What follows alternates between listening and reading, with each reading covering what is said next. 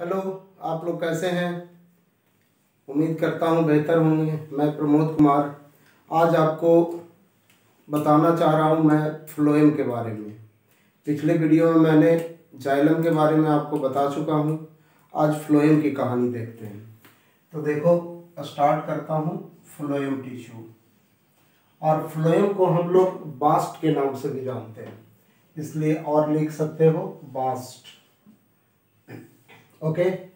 अब बात रही कि फ्लोएम टिश्यू करता क्या है। तो फ्लोएम टिश्यू प्लांट में देखोगे तो फूड मटेरियल का कंडक्शन करेगा। तो फ्लोएम का पहला फंक्शन हो गया कंडक्शन ऑफ। कंडक्शन किसका करेगा? तो ऑर्गेनिक फूड लिखोगे, ऑर्गेनिक फूड। और इसके साथ साथ सम मिनरल को भी करता है, जैसे कि बोरोन है जो कि सीव ट्यूब के द्वारा ही होता है, फ्लोएम के द्वारा ही होता है कंडक्शन। ठीक है, तो सम मिनरल भी बताओगे, सम मिनरल। लेकिन जनरली किसको करेगा? तो ऑर्गेनिक फूड को ही करेगा। अब बात रही कि किस डायरेक्शन में करता है। तो जैसे आप प्लांट बनाते होगे तो प्लांट में नोड से लीफ को दिखाते होगे। तो देखो यहाँ पे नीचे में रूट भी है, तो ये फूड मटेरियल लीफ बनाएगा। तो कंडक्शन जब फ्लोएम से होगा तो नीचे की ओर फूड भी चाहिए, मतलब रूट को भी चाहिए और प्लांट के एपेक्स पे भी चाहिए। मतलब कि इसका जो कंडक्शन बनेगा वो बाई डायरेक्शनल बनेगा, बाई डायरेक्शनल होगा। ओके। अब इसके बाद देखोगे तो कितने टाइप के सेल्स के कॉम्बिनेशन से बना है। तो ऑब्वियस ही बात है कि 4 टाइप के सेल के कॉम्बिनेशन से बना है। तो जिसमें कि 4 टाइप्स में पहला सेल का नाम होता है सीव ट्यूब सेल, या एनसीईआरटी के अकॉर्डिंग देखोगे तो सीव ट्यूब एलिमेंट लिखा होगा। सीव ट्यूब एलिमेंट या सेल भी बोल सकते हो। दूसरा के रूप में देखोगे नंबर सेकंड में तो कंपेनियन सेल होता है, कंपेनियन सेल। नंबर 3 में चलोगे तो फ्लोएम पैरेनकाइमा, फ्लोएम पैरेनकाइमा। और नंबर 4 में चलोगे तो फ्लोएम फाइबर की बात आएगी, फ्लोएम फाइबर की बात आएगी। ये जो 4 सेल मैंने बताया, ये चारों सेल के कॉम्बिनेशन से ही फ्लोएम बना होता है। अब इन चारों सेल के बारे में थोड़ा इलाबोरेट करते हैं। तो देखो, थोड़ा पहले रब कर ले इन चारों को और ऊपर से मैं इसका इलाबोरेशन करता हूँ। तो देखिए, पहला में चलते हैं सीव ट्यूब सेल या सीव ट्यूब एलिमेंट की बात करते हैं। ठीक है, नंबर फर्स्ट सेल में कौन था?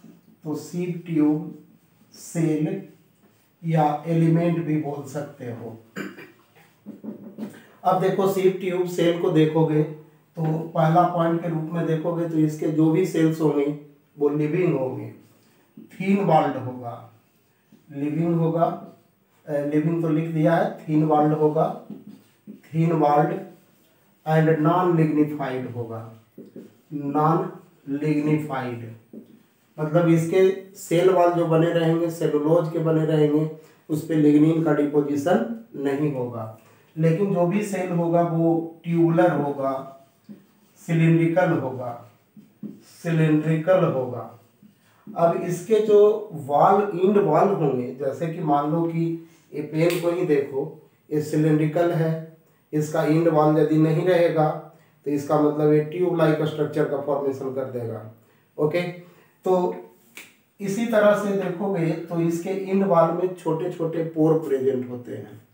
तो पोर प्रेजेंट होते हैं तो इंड वॉल में एक प्रॉपर्टी और ध्यान देना है आपको कि ये भी ऑब्लिकली अरेंज होगा। इस तरह से देखो, इंड वॉल बनाओगे तो थोड़ा ऑब्लिकली अरेंज रखोगे, एकदम सीधा ऐसे नहीं बनाया है मैंने। हालांकि एनसीईआरटी में देखोगे तो वो सीधा ही दिखा दिया है ग्रुप में, लेकिन एक्चुअल में वो कैसे होता है? ऑब्लिकली अरेंज होता है। तो ये इंड वॉल हो गया किसका? सीव ट्यूब सेल का, ये इंड वॉल हो गया। और इंड वॉल कैसे अरेंज है? ऑब्लिकली, ऑब्लिक्वली अरेंज है। ऐसा ही मैंने जाइलम के समय बताया था आपको वेसल्स के कंडीशन में, तो उसके भी इंड वॉल इस तरह से ऑब्लिकली अरेंज थे। ठीक है।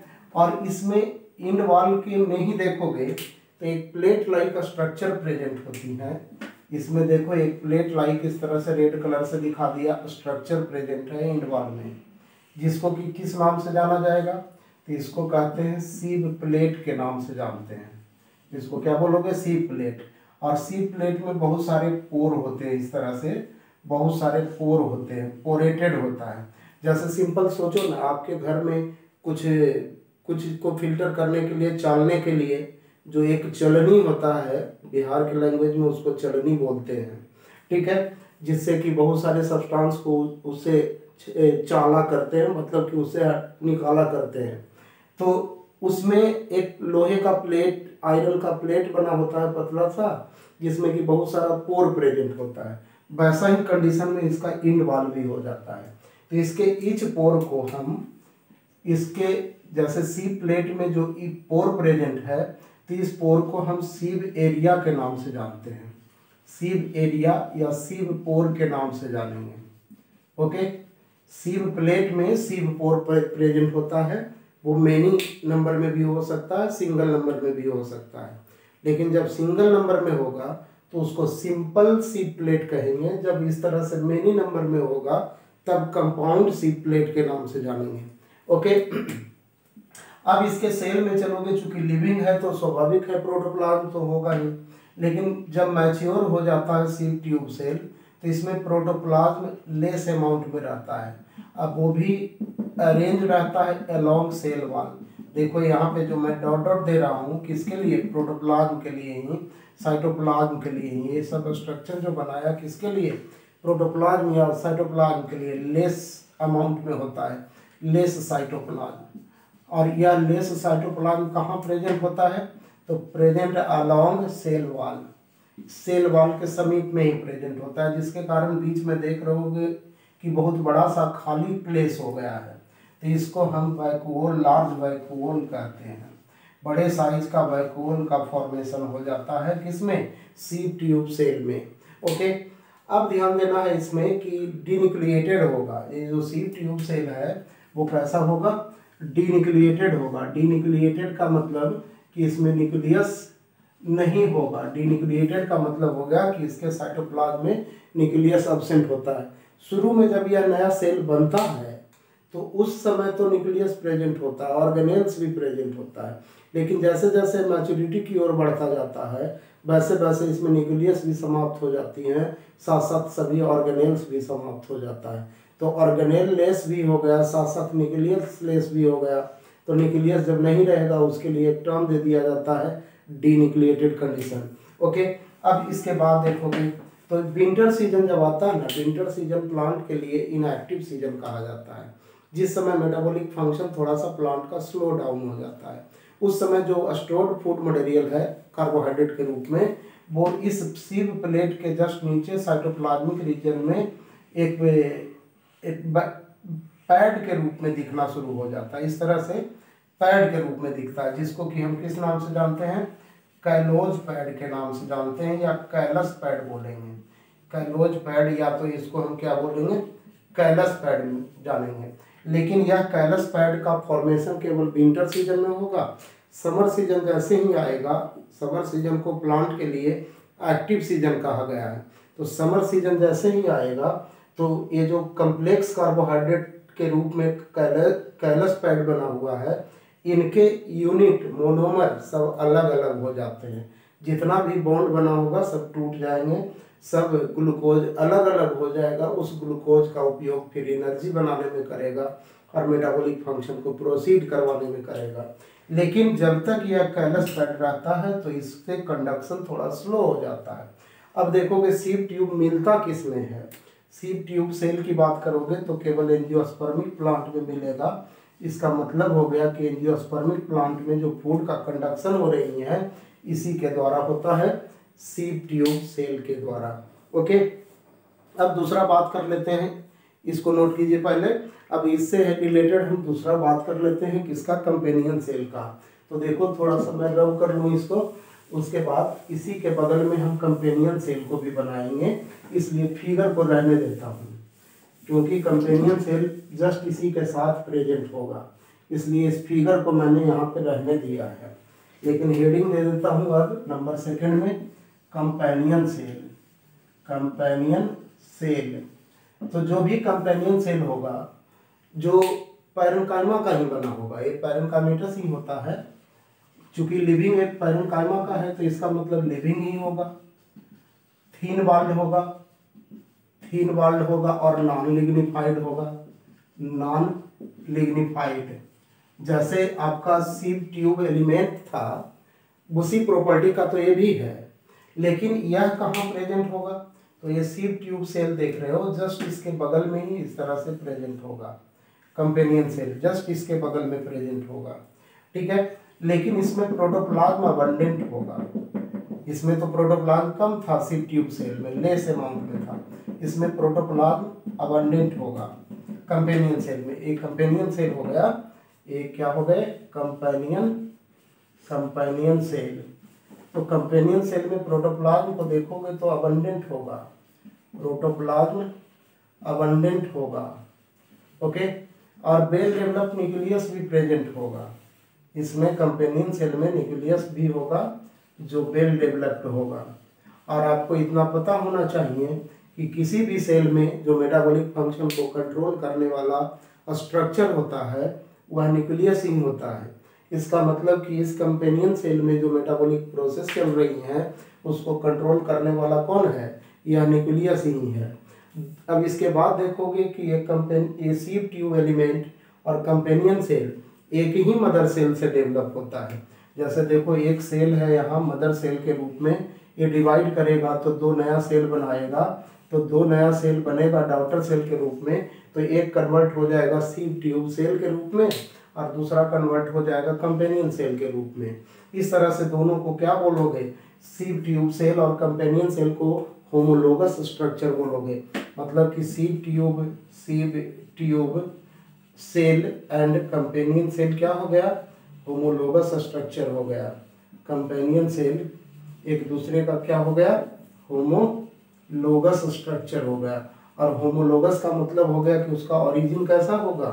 तो ओरिजिन ऑलवेज सिमिलर होगा। दोनों का ओरिजिन सिमिलर होगा, मतलब दोनों के मदर फादर एक ही होंगे, एक ही सेल से दोनों बना हुआ है। इसके कारण क्या होता है कि इसके अंदर कंपेनियन सेल के अंदर जो न्यूक्लियस होता है वही न्यूक्लियस इस सीप ट्यूब सेल के प्रोटोप्लाज्म में जो मेटाबॉलिक फंक्शन हो रही है उसको भी यही न्यूक्लियस कंट्रोल करता है। क्योंकि सीप ट्यूब सेल में तो डिन्यूक्लिएटेड है, न्यूक्लियस तो है नहीं, तो इसमें भी मेटाबॉलिक, चूंकि प्रोटोप्लाज्म में तो मेटाबॉलिक फंक्शन तो होगा, तो उस मेटाबॉलिक फंक्शन को कंट्रोल कौन करेगा? तो न्यूक्लियस चाहिए। तो न्यूक्लियस किस में है? कंपेनियन सेल में। तो कंपेनियन सेल के न्यूक्लियस ही कंट्रोल करते हैं किसको? Metabolic function of sieve tube cell को। अपने वाले सेल को तो करेगा ही, लेकिन सीप ट्यूब सेल को भी कंट्रोल करता है। इसलिए कंपेनियन सेल को कंट्रोलिंग सेंटर ऑफ फ्लोएम भी कहा जाता है। कंट्रोलिंग सेंटर ऑफ फ्लोएम भी बोलेंगे, ठीक है। फ्लोएम का कंट्रोलिंग सेंटर हो गया। अब एक बात और ध्यान देना कि ये जो कंपेनियन सेल है और सीप ट्यूब है, इसके बीच में कुछ पोर लाइक स्ट्रक्चर प्रेजेंट होती हैं। जैसे सेल वॉल में आपने प्लाज्मोडेस्माटा के बारे में पढ़ा था, उसी तरह से यहाँ पे भी कुछ स्ट्रक्चर होता है जिससे क्या होती है कि सीप ट्यूब सेल और कंपेनियन सेल के प्रोटोप्लाज्म के बीच रिलेशन बना होता है। तो इस स्ट्रक्चर को हम किस नाम से जानते हैं? पीट फील्ड के नाम से जानते हैं। मतलब पीट फील्ड का प्रेजेंस कहाँ हो गया? तो दोनों सेल के जो अलोंग सेल वाल है, कंपेनियन सेल और सीप ट्यूब सेल के जो अलोंग सेल वाल है, उसी पे पोर लाइक स्ट्रक्चर है जिसको पीट फील्ड कहते हैं, जो कि इसके प्रेशर ग्रेडियंट को मेंटेन करेगा। कैसे? क्योंकि फूड मटेरियल तो इसी के द्वारा कंडक्ट होगा, सीप ट्यूब सेल के द्वारा। यदि ज़्यादा फूड मटेरियल आएगा तो इसमें भी इस पीट फील्ड के थ्रू कंपेनियन सेल में पहुंच जाएगा। यदि इस सीप ट्यूब सेल में किसी तरह से फूड मटेरियल की कमी हुई तो कंपेनियन सेल से निकल करके वो कहाँ चला आएगा? सीप ट्यूब सेल में चला आएगा। इस तरह से बोल सकते हो कि एक दूसरे के प्रेशर ग्रेडियंट को पीट फील्ड की सहायता से मेंटेन करने में मदद करता है। इतनी सारी बात तो हो गई किससे रिलेटेड? कंपेनियन सेल से रिलेटेड। अब इसका तीसरा सेल की बात कर लेते हैं जिसका नाम है फ्लोएम पैरेन्काइमा, लेकिन उसके पहले इसको हम रद्द कर देते हैं। देखिए अब थर्ड में बात करते हैं फ्लोएम पैरेन्काइमा को। नंबर थर्ड में चलोगे तो कौन होगा? Phloem parenchyma. पैरेन्काइमा। अब ये जो फ्लोएम पैरेन्काइमा है, नाम से ही विदित हो रहा है कि पैरेन्काइमेटल सेल है। इसका मतलब ये भी कैसा होगा, लिविंग होगा, थीन वॉल्ड होगा और नॉन लिग्निफाइड होगा। नॉन लिग्निफाइड मतलब कि ए बी कैरेक्टर के रूप में इस कैरेक्टर के अकॉर्डिंग देखोगे तो सीव ट्यूब और कंपेनियन सेल के जैसा ही होता है। अच्छा, अब देखोगे इसका स्ट्रक्चर बनाओगे तो वेरी सिंपल, फाइबर की तरह बनाओगे, जिसका कि दोनों एंड कैसा लग रहा है, टैपर्ड है, पॉइंटेड है। इसको टैपर्ड एंड बोलो या पॉइंटेड एंड भी बोल सकते हो, पॉइंटेड एंड, ठीक है, जो कि पीछे मैंने जाइलम में बहुत बार बताया है। लेकिन ये चूंकि पैरेन्काइमेटल सेल्स है तो इसमें प्रोटोप्लाज्म तो भरा पड़ा रहेगा, वेल डेवलप्ड न्यूक्लियस भी होगा। लेकिन इसमें एक ध्यान रखना है कि न्यूक्लियस के साथ साथ इसमें फूड मटेरियल भी स्टोर होता रहता है, साथ साथ बहुत सारे इर्गास्टिक सब्सटेंस होते हैं। जैसे इस तरह से कुछ बना दे रहा हूँ, किसके लिए, ये हो गया इर्गास्टिक सब्सटेंस के लिए, इर्गास्टिक सब्सटेंस के लिए, और साथ साथ ये तो हो गया स्टोर फूड यहाँ प्रेजेंट होगा, और साथ साथ ये प्रोटोप्लाज्म या साइटोप्लाज्म हो गया, और बीच में न्यूक्लियस प्रेजेंट है। ओके, अब बात रही कि इर्गास्टिक सब्सटेंस के रूप में कौन आएंगे, तो जैसे कि आप देख सकते हो टैनिन आ गया, रेजिन आ गया, मिसिलेज आ गया, गम आ गया, मिसिलेज, गम आ गया, ये सब आते हैं किसमें, इर्गास्टिक सब्सटेंस में, जो कि इसके फ्लोएम पैरेन्काइमा के सेल में मिलेगा, ठीक है, प्रेजेंस होगा। अब बात रही कि इसका प्रेजेंस कहाँ मिलता है, फ्लोएम पैरेन्काइमा आखिर मिलेगा कहाँ, तो ये फ्लोएम पैरेन्काइमा जो देख रहे हो वो डाइकॉट स्टेम में केवल मिलेगा, ठीक है, मोनोकॉट प्लांट में एब्सेंट होता है, मोनोकॉट प्लांट में एक नहीं मिलता है, इतना ध्यान रखना है फ्लोएम पैरेन्काइमा से रिलेटेड कैरेक्टर। अब नंबर 4 में देख लेते हैं फ्लोएम फाइबर को। फ्लोएम फाइबर में चलोगे तो फ्लोएम फाइबर जस्ट इसके अपोजिट हो जाएंगे, यही एक सेल है जो नॉन लिविंग होगा, फ्लोएम का यही एक सेल है जो नॉन लिविंग होगा, थिक वॉल्ड होगा, थिक वॉल्ड एंड लिग्निफाइड होगा, लिग्निफाइड होगा। ओके, अब इसके भी सेल को देखोगे तो इसी तरह से ये भी क्या होगा, एक फाइबर लाइक ही बना रहेगा, दोनों एंड इसका भी टैपर्ड ही होगा, टैपर्ड एंड ही होगा, टैपर्ड को पॉइंटेड एंड भी बोल सकते हो, टैपर्ड एंड या तो पॉइंटेड एंड। ओके, लेकिन इस पे किसका डिपोजिशन हो रहा है, लिग्निन का कंटिन्यूअस डिपोजिशन हो रहा है, तो जिसके कारण इसके सेल वॉल कैसे हो जाएंगे, थिक हो जाएंगे, और ल्यूमेन भी कैसा हो जाएगा इसका, ये जो ल्यूमेन देख रहे हो यह ल्यूमेन ऑब्लिटरेट हो जाएगा, ऑब्लिटरेटेड ल्यूमेन हो जाएंगे, मतलब रिड्यूस्ड हो जाएगा, ऑब्लिटरेशन का मतलब रिड्यूस्ड ल्यूमेन हो जाएगा।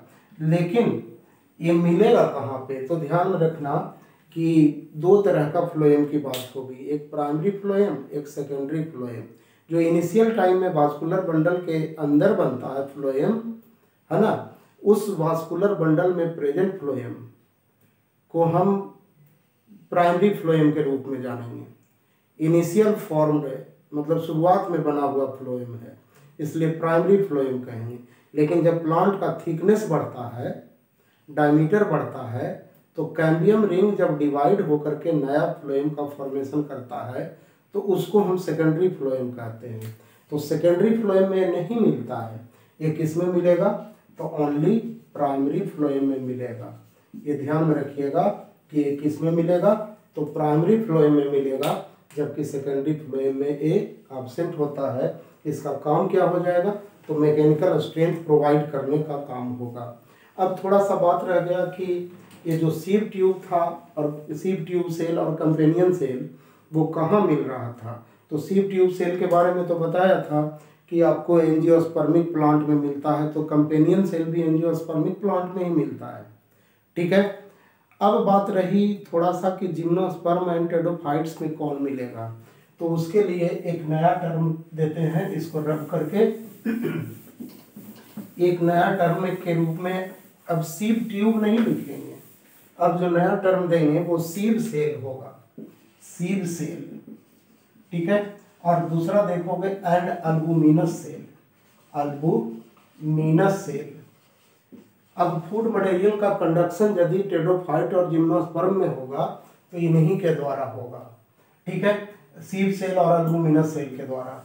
और दोनों का जो मदर सेल होता है अलग अलग होता है, मतलब ये एनालोगस स्ट्रक्चर होता है, एनालोगस स्ट्रक्चर, मतलब दोनों का ओरिजिन क्या होगा, डिफर होगा, ओरिजिन डिफर होगा।